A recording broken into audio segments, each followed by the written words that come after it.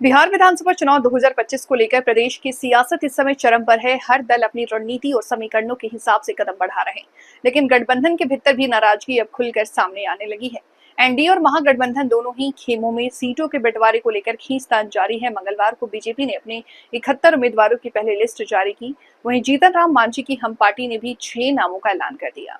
दूसरी तरफ महागठबंधन के भीतर भी उथल पुथल कम नहीं है। सीपीआई ने अपने उम्मीदवार घोषित कर दिए हैं, लेकिन आरजेडी, कांग्रेस और वीआईपी के बीच 26 सीटों पर सहमति नहीं बन सकी है। सूत्रों के अनुसार वीआईपी को कुल 18 सीटें दी गई हैं, जिनमें 8 कांग्रेस कोटे और 10 आरजेडी कोटे से आई है। इस बीच कांग्रेस 65 सीटों की मांग कर रही है, जबकि आरजेडी उसे केवल 55 देना चाहती है और यही तनातनी महागठबंधन में तनाव का कारण बनी हुई है। उधर एनडीए खेमे में भी हालत पूरी तरह से सामान्य नहीं है। पटना में देर रात बीजेपी के वरिष्ठ नेता सम्राट चौधरी, नित्यानंद राय और नितिन नवीन ने राष्ट्रीय लोक जनता दल प्रमुख उपेंद्र कुशवाहा से मुलाकात की, जो लगभग 1 घंटे चली। लेकिन बैठक के बाद कुशवाहा ने खुलकर कहा कि इस बार एनडीए में सब कुछ ठीक नहीं है, कई बातें अंदर ही अंदर गठबंधन को खुआ रही है। उनके इस बयान ने एनडीए के भीतर के मतभेदों को उजागर कर दिया है। इस असंतोष को दूर करने के लिए अब दिल्ली में केंद्रीय नेतृत्व की मीटिंग बुलाई है, जिसमें उपेंद्र कुशवाहा, नित्यानंद राय दोनों को बुलाया गया। वहीं जेडीयू नेता और मंत्री संजय झा ने स्थिति संभालने की कोशिश करते हुए कहा कि एनडीए पूरी तरह एकजुट है और मुख्यमंत्री नीतीश कुमार के नेतृत्व में चुनाव प्रचार कल से शुरू किया जाएगा। नीतीश समस्तीपुर और दरभंगा से अपने अभियान की शुरुआत करेंगे और उम्मीदवारों के नामांकन समारोह में शामिल होंगे।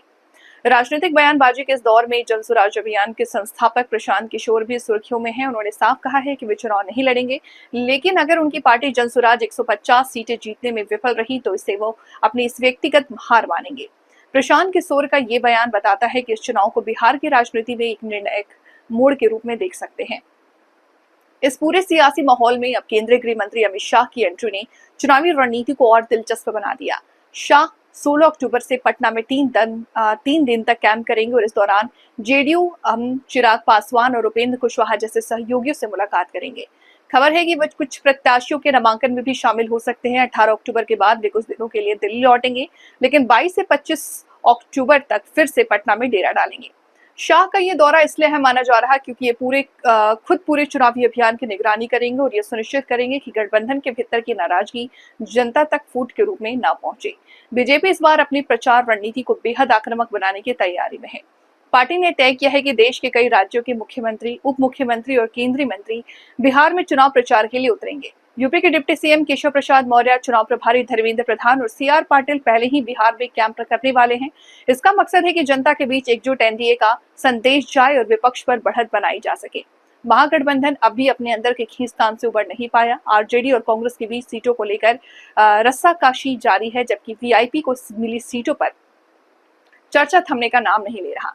तेजस्वी यादव, मुकेश सहनी के बीच दिल की बात सामने आई है, लेकिन कांग्रेस कई ऐसी सीटों पर दावा ठोक रही है जिन्हें आरजेडी अपनी परंपरागत सीटें मानती है। इस कारण महागठबंधन में समन्वय की कमी साफ साफ झलक रही है।